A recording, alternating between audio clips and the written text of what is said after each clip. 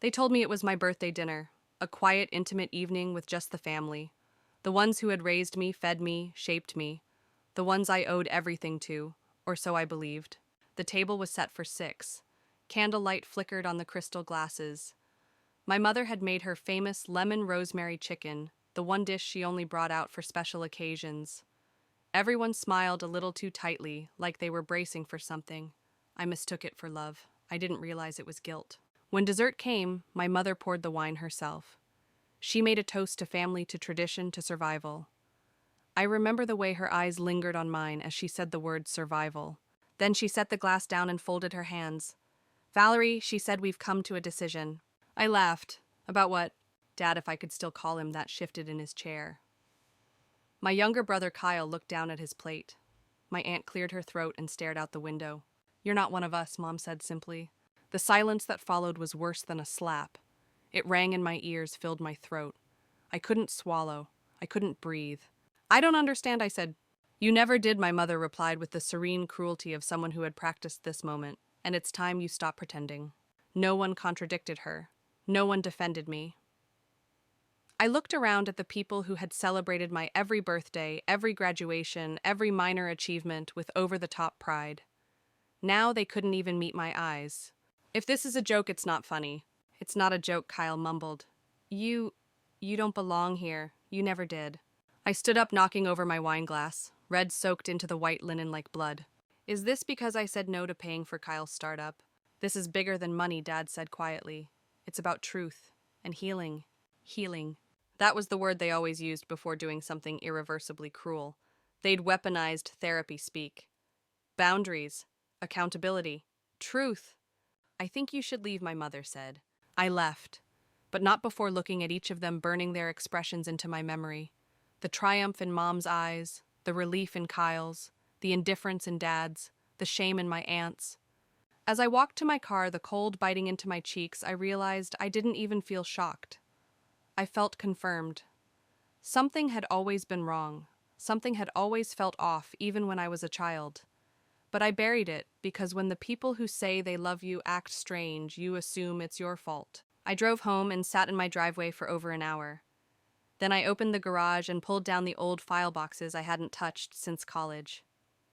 I dug until I found what I was looking for, a single envelope sealed with yellowing tape. On the front, in shaky handwriting, it said, "To Valerie, when you're ready for the truth." I'd found it tucked inside a library book when I was 16, a book I was returning for my mother. I had asked her about it. She said it was a letter from a distant relative, some old drama, nothing important. She snatched it out of my hand and said she'd throw it away. She never did, but I had, or so she thought. That night I opened the envelope. Inside were 3 things: a black and white photograph of a little girl who looked exactly like me, a torn hospital wristband, and a single-page letter. The letter read, "Valerie, if you're reading this, they've finally turned on you. I wish I could say I'm surprised, but I'm not. You were never meant to know the truth. You were never supposed to find out who you are, or more importantly, who you aren't. They called you Valerie because that was her name. You were meant to replace her, but you're not her. You never were. And they've never forgiven you for that." My hands trembled as I finished the letter. The words felt like ice water running through my veins.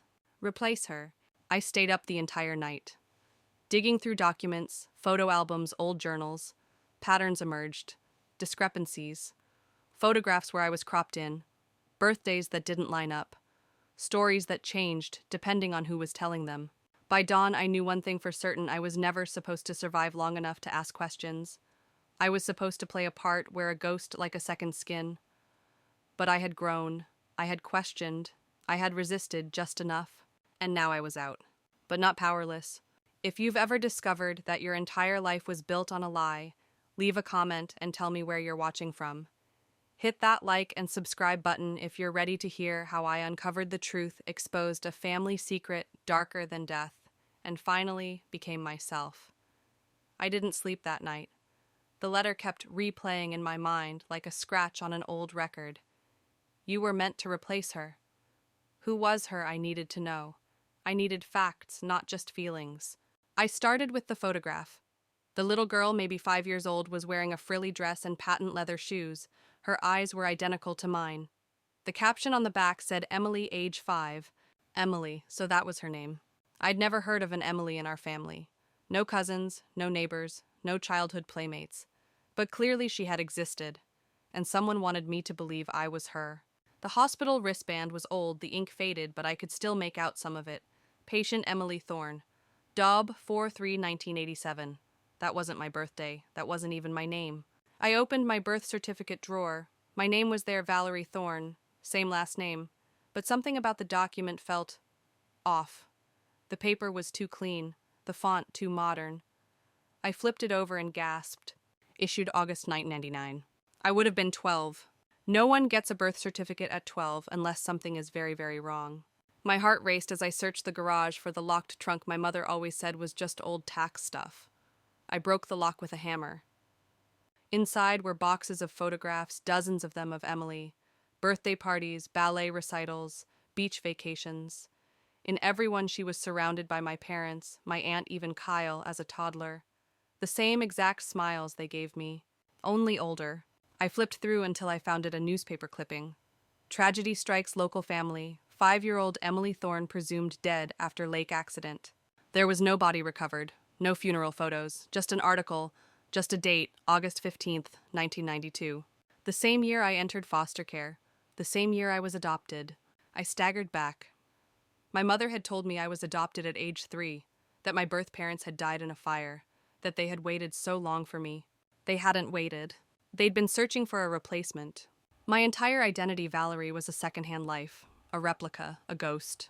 I spent the next 3 days researching, cross-referencing every document, every name, every address. The adoption file had redacted sections, but one name kept appearing: Dr. Howard Sandler, a child psychologist, retired now but still alive. I tracked down his number. Hello, Dr. Sandler, my name is Valerie, or maybe Emily, or maybe neither. I think you worked with my family in the 90s. There was silence, then a deep sigh. I wondered when this call would come. You know who I am. I know what they did. I met him the next day. The first thing he said was, "You were never supposed to remember. But some part of you always knew." I recorded every word. 'Cause I wasn't just uncovering a lie. I was preparing a case. Dr. Sandler's office was inside a converted craftsman house, tucked behind an overgrown hedge on a quiet residential street. There was no sign, just a number on the mailbox. I hesitated at the door, unsure if I was more afraid of answers or more lies. When I knocked, he opened the door almost immediately, like he'd been waiting. "You look so much like her," he said. "Emily." He nodded, stepping aside so I could enter.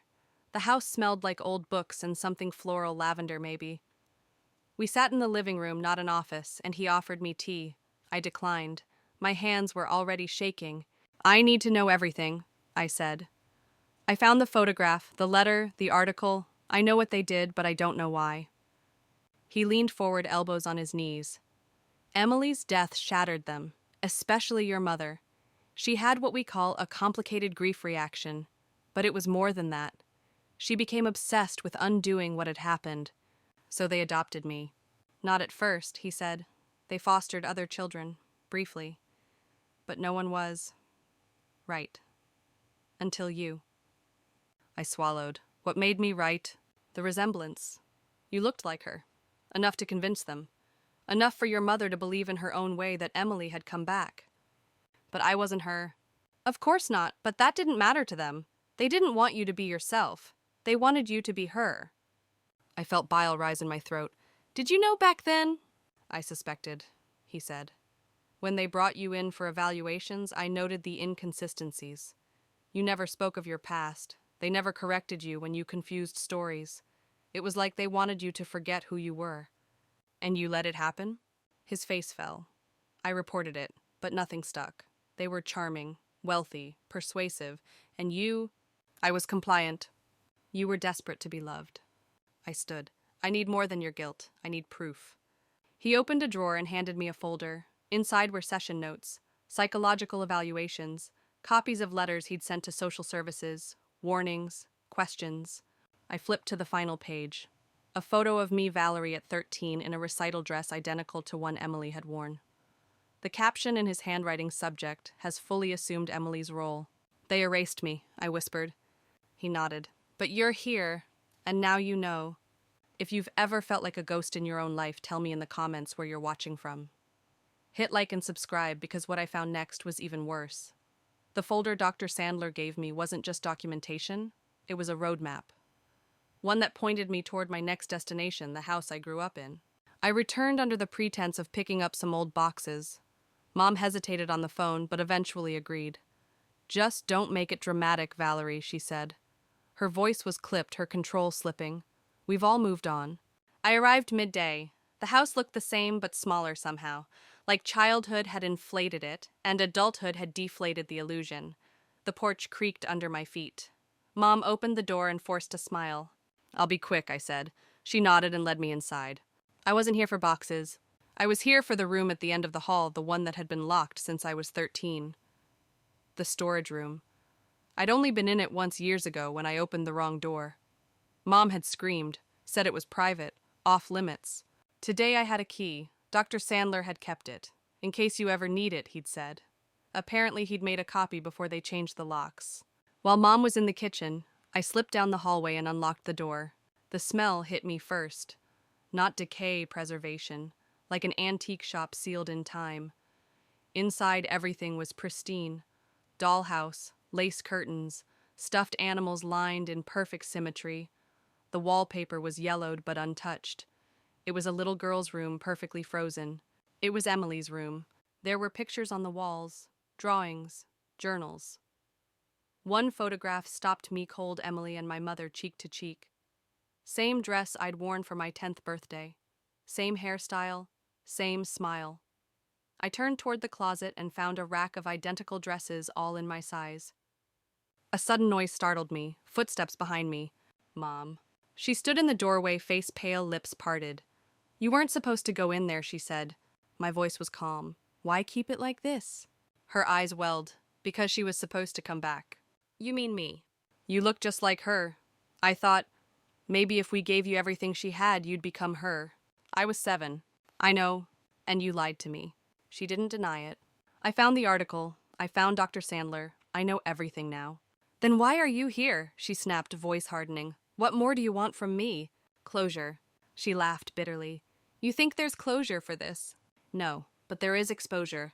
Her expression changed. "You wouldn't." I pulled out my phone and held up the recording app. "Already have." If you've ever discovered a secret room that wasn't meant for you, tell me where you're watching from. Hit like and subscribe. The room was only the beginning. What came next was obsession. Not hers, mine. I spent the next week combing through every object in that room, every page of every diary. Emily had been articulate for her age, almost unnervingly so. Her entries read more like confessions than reflections. And one phrase kept appearing over and over again, like a chorus. "He watches me from the closet." At first I assumed it was childhood fantasy monsters and the dark bogeymen and nightmares. But the way she described it, "Mom says he's not real, but he leaves me gifts when she's not home. Little ones, a ribbon, a candy, a nail. He said if I ever told anyone, he'd take my voice like the bird in the freezer." Mom told me not to open the bottom drawer, that it was Daddy's drawer, but I did. The pictures weren't of me. That sentence stopped me cold. I went back to the room and opened the dresser.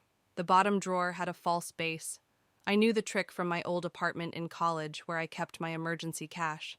I pried it up with a screwdriver. Inside was a stack of Polaroids. Some were of Emily, but others other girls. Different ages, different clothes, same blank eyes. I dropped them, hands shaking, mouth dry. There was more. A VHS tape labeled Vacation 1991, Lake House. I drove home and dusted off my old combo TV VCR unit from the attic, plugged it in, inserted the tape. It started innocuously enough.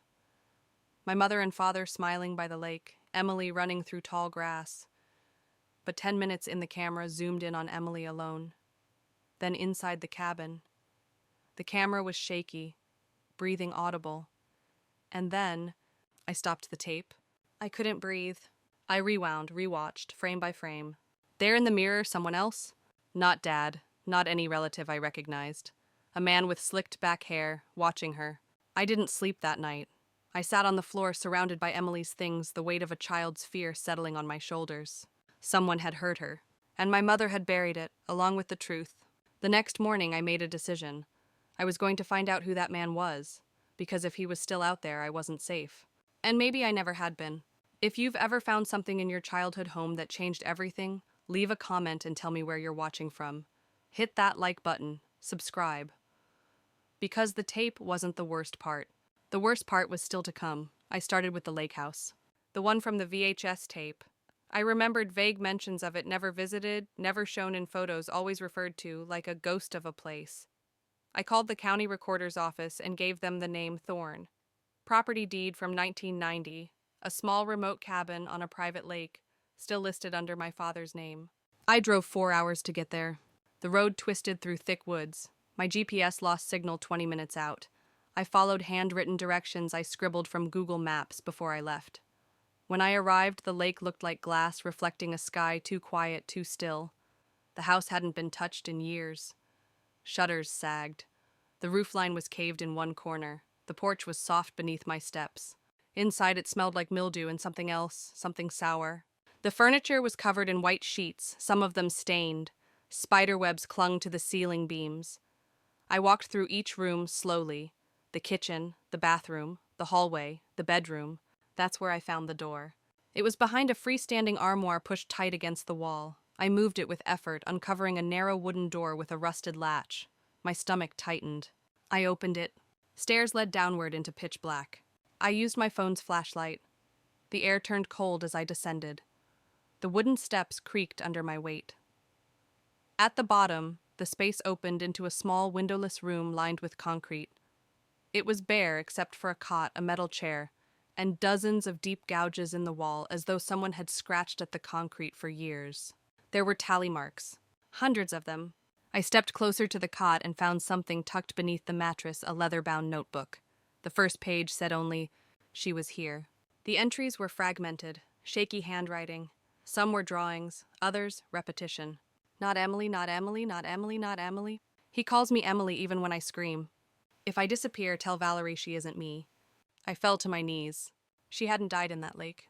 She had been kept here, and somehow escaped. The notebook didn't end. It just stopped. The last page was smeared with what looked like blood and mud.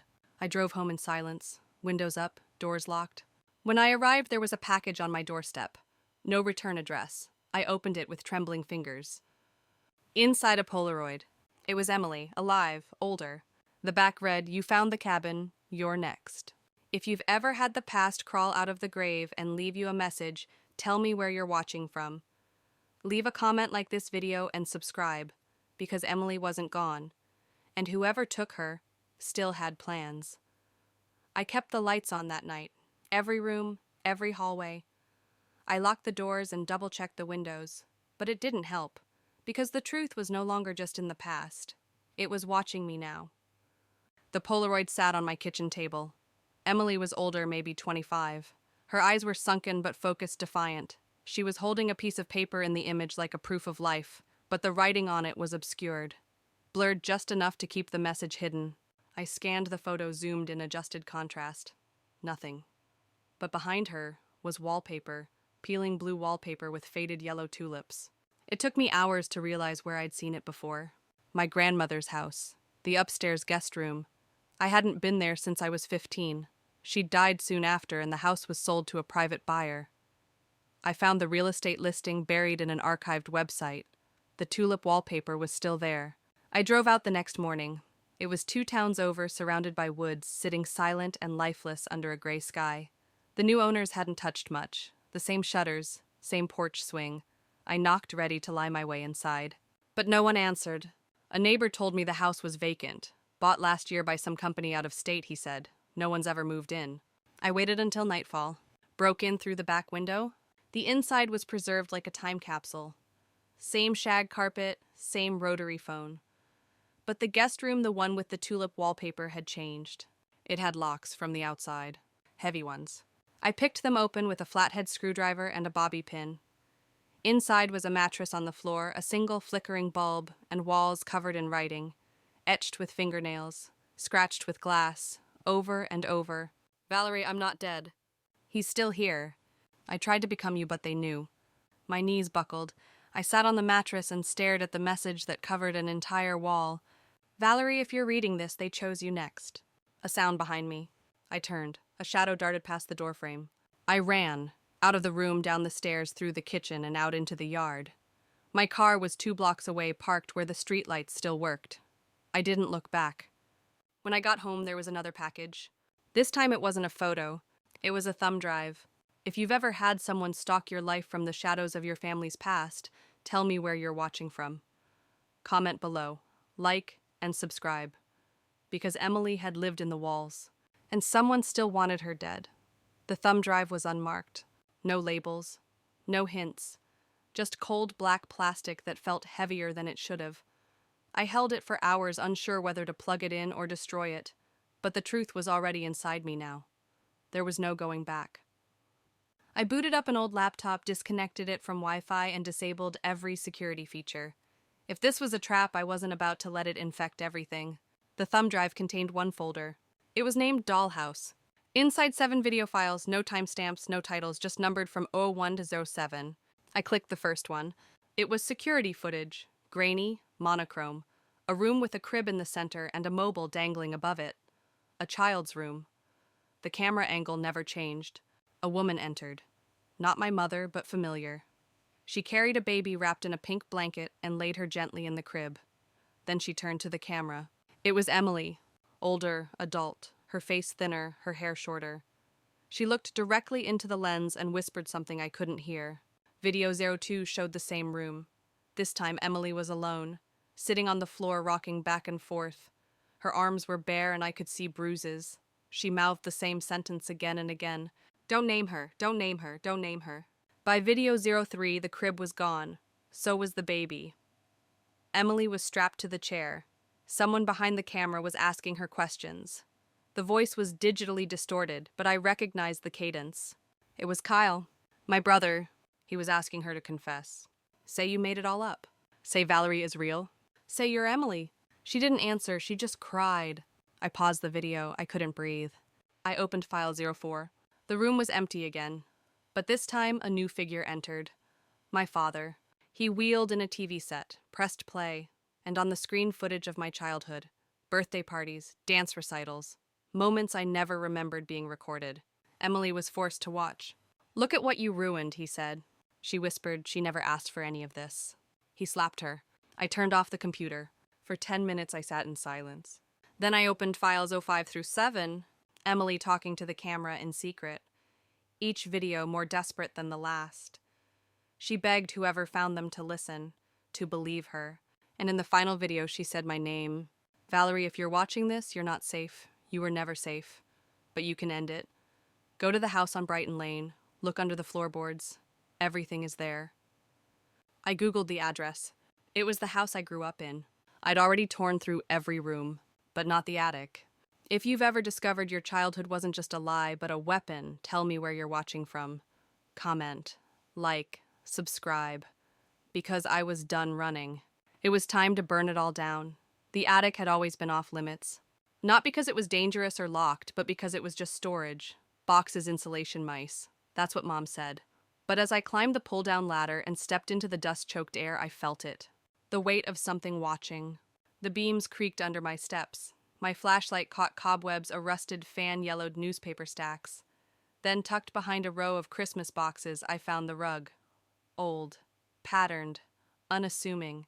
I pulled it back. Underneath, the floorboards looked newer. One panel was loose. I wedged my fingers under the edge and lifted. Inside was a metal box, padlocked. I used the same bolt cutter I'd brought to the lake house. The lock snapped with a loud crack.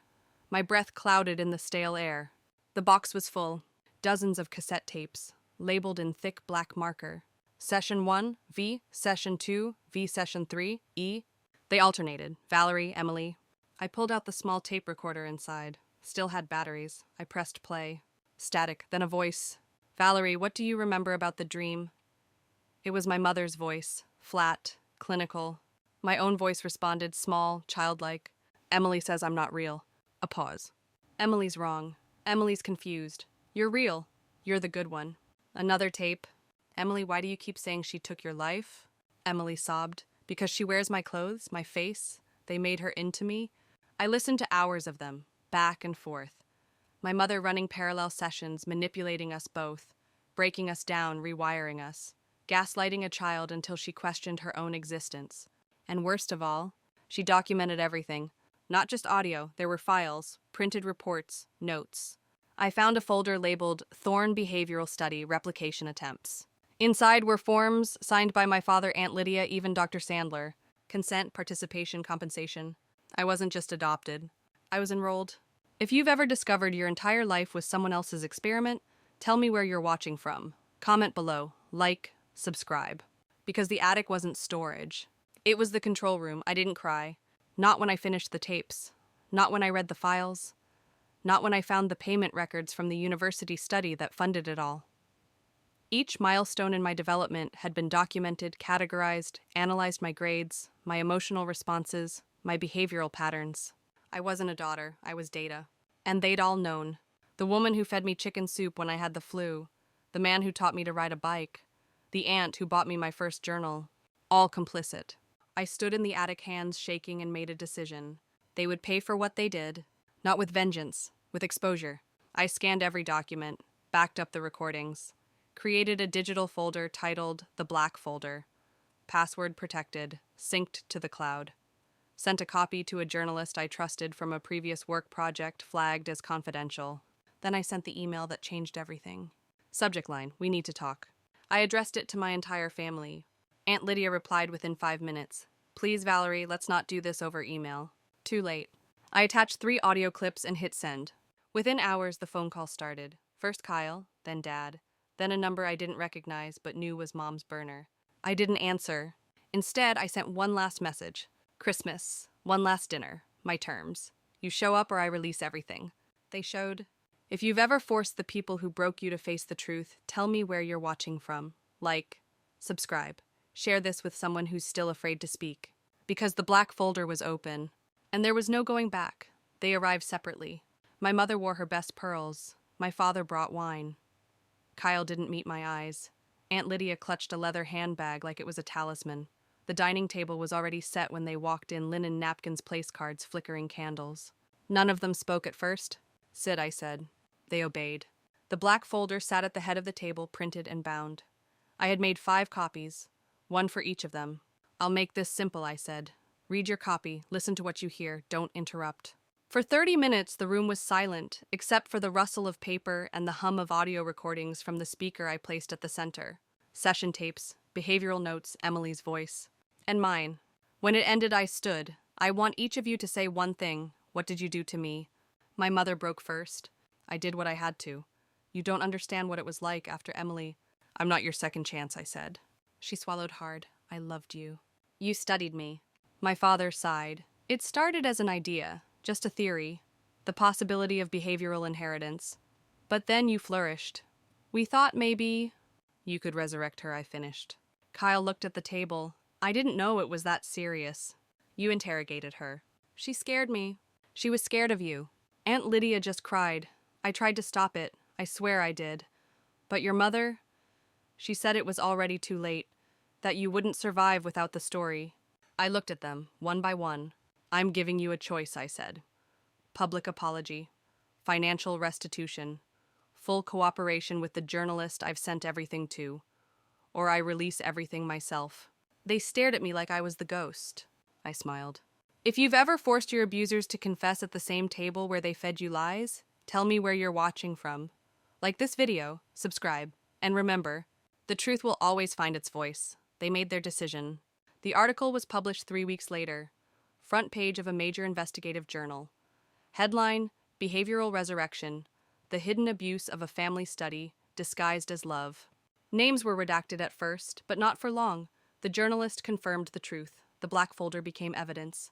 And then a movement. Dozens of other survivors came forward. People who had been gaslit by families, exploited by researchers, erased in favor of a narrative someone else needed to survive. My mother vanished from public view. My father resigned from the university. Kyle deleted every social media account he ever had. Aunt Lydia tried to make amends quietly, sincerely. I didn't answer her messages. I moved to a new city, new job, new name. Valerie Thorne was a ghost, a symbol, but I wasn't her anymore. Emily reached out to me through an encrypted email forwarded from the journalist. She had changed her name too, lived off-grid. But she wrote one line that still makes my breath catch. "He's gone, but I'm still healing. I hope you are too." I didn't respond. Not because I didn't want to, but because I needed to build something first. A life not built on secret silence or someone else's loss. Today, I run a support network. For people like us. For the forgotten, the manipulated, the manufactured. It's called Project Folder. We don't erase the past. We expose it, and we write new pages. If you've made it this far, thank you. You've heard my story. You've witnessed my ghosts. And maybe now you'll open your own folder. Because healing doesn't begin with forgiveness. It begins with truth. Leave a comment if you've ever had to rebuild yourself from scratch. Subscribe. Share this with someone still searching for the beginning of their real story. And remember, you are not a second draft. You are the original.